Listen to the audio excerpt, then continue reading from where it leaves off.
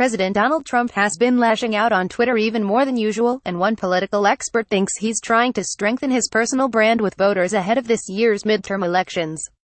Daniel Drezner, a professor of international politics at the Fletcher School of Law and Diplomacy at Tufts University, wrote for The Washington Post that Trump has been reduced to tweeting impotently despite the Republican Party controlling the House, Senate and White House.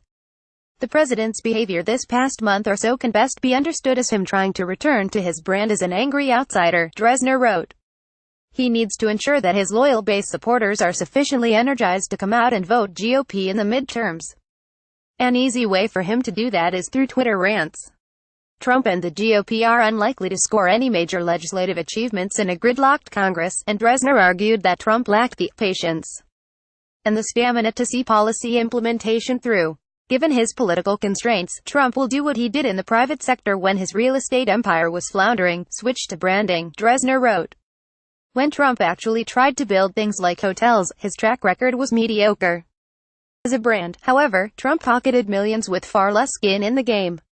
Drezner argued that Democrats hold an enthusiasm gap over Republicans, but he said the president could try to keep his voters in a sustained frenzy until November by focusing on foreign affairs and attacking domestic enemies. Will this strategy work? Probably not, Drezner wrote. 8 months of Twitter frenzy might bore even his loyal base.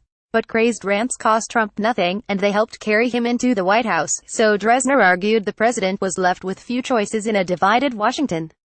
Is Trump unhinged? Yes, absolutely, Drezner wrote. Is that on brand for him? With no political option left to him, yes, absolutely.